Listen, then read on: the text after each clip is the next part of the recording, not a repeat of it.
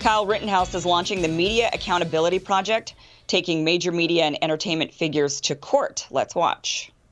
Me and my team have decided to launch the Media Accountability Project as a tool to help fundraise and hold the media accountable for the lies they said and deal with them in court.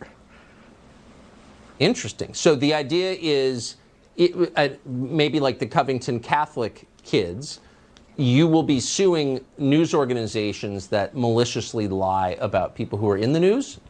Is that the plan? Yes, sir. We're going to be holding them accountable, Tucker.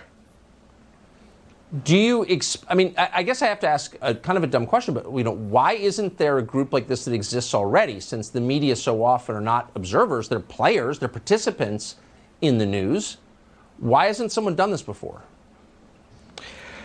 That's a good question, Tucker, and I'm not sure, to be honest, but I don't want to see anybody else have to deal with what I went through, so I want to hold them accountable for what they did to me, because I don't want to see anybody have to go through what I went through. Rittenhouse went on to say that the project is eyeing a few politicians, celebrities, and athletes, as well as Whoopi Goldberg. He told Tucker Carlson, quote, "She called me a murderer after I was acquitted by a jury of my peers." She went on to still say that. I think she's allowed to say that, right? I mean, people say that about O.J. Simpson. Murder's tough. Yeah. Kill. You could say he killed people. He did. You could say he's a killer. Like if you wanted to say that. But murder takes on a particular legal. You're supposed to say alleged murder or purported murder or. Even I guess even after he's acquitted, it's. But it's her opinion. I mean, it sounds to me. Well, right, yeah. And so there could still be, maybe she could defend herself like this, say there could still be federal charges. And so. Because whether it's an opinion or a factual statement is in fact the legal standard if we're talking about libel, defamation, et cetera. You can, and these get into there are gray zones, obviously. If you're just giving your opinion and it's not a factual statement, then it's protected, even if it's wrong, even if a reasonable person would think it's a ridiculous statement. So, like I can call Robby a fascist, right? Which isn't true, but it's my opinion, right? That we know of. It's not my opinion. I don't think he's a fascist. So, no, definitely not a fascist. I'm the other way. Yeah, he's anti-fascist. Well, let's not say that. The anti-fascists often seem like fascists to me. So what does it sound like this group is? So they're fundraising money, it sounds like, to help people pay for defamation lawsuits. So when they want to go after some of these big figures or media outlets and they have the money and the attorney power to do it would be. But so like a media outlet that reported, if they had reported or said, and some of them did, we called them out for making the mistake, that he shot 3 unarmed black people or something. Now that's a factual statement. That's a false factual statement. Right. So you can be sued for that. Then it goes to then the other questions come in. Well, was it actual malice? Does he count as a public figure? He does because he's on trial. So then there has to be actual malice where they knew it was wrong when they said it, or they didn't know, but it was so careless and clumsy and they should have known. So all those other things. I mean, we have. It's difficult to win libel, defamation lawsuits against prominent people. In the Covington case, they weren't public people at all at the time these statements were being made, so they had more on their side, and all those cases were kind of settled. We didn't see how they would have ended up. The Rittenhouse case is interesting on the public figure question because if you're a public figure, it's very hard to win a libel case, but just getting charged with a crime, even if that becomes crime of the century, does not actually alone make you a public figure. Really? Right. You have to have actually done something to want the public attention. And so what some media outlets were pointing to was this Instagram post that he said where he's like, want to be famous, or hunting for fame or something. So the media outlets were saying, okay, he's a public figure because he said he wanted to be famous. He went out and did a thing at a major event that then made him famous. Now, we don't know if that's going to work, but it is interesting.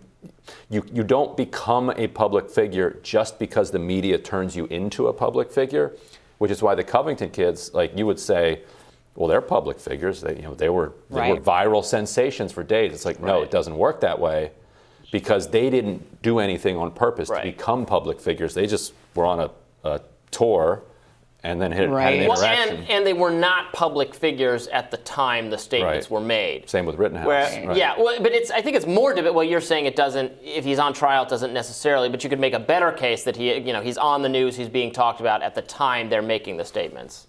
And let's hope the standard isn't just a statement of I want to be famous, because then if that's the case, then practically every single 9-year-old little girl. I don't think that would have held water, frankly. Yeah. Which is I'm really uncomfortable with all of this.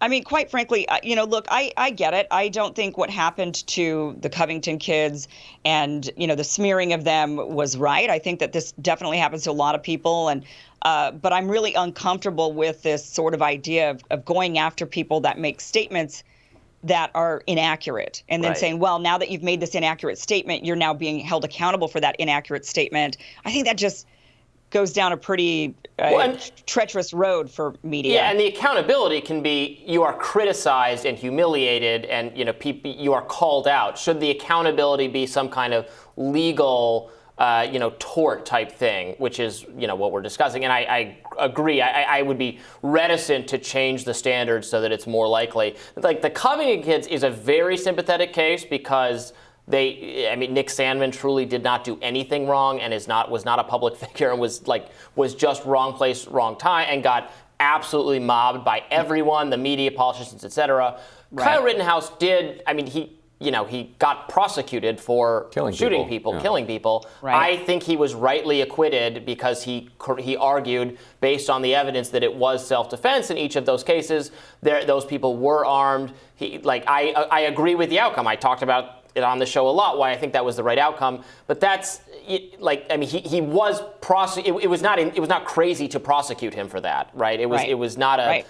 So to say, you're being, and again, if individual statements were wrong, maybe you should go after those people. Certainly we've criticized the sloppy media reporting on it. I think it's a little different though to say that in that case they should, it was the sloppiness was so bad that they should face lawsuits. Do you know what I'm saying? It's a little different. It was so sloppy. I mean, there was some good reporting that came out of it. A lot of it was so sloppy that if this pushes the media to do a better job in situations like that, where they're looking at it from both sides and not just worried about what the political reaction is going to be to different facts that they uncover, that could be a positive thing in the end.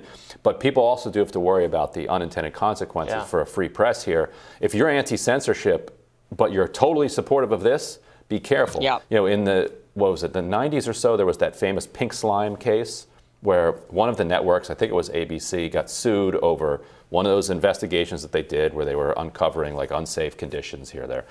And they got smacked with such a huge judgment that most of the networks just basically did away with investigative reporting. And there used to be serious investigative reporting that saved lives and led to legislative changes for decades that was kind of subsidized by these networks.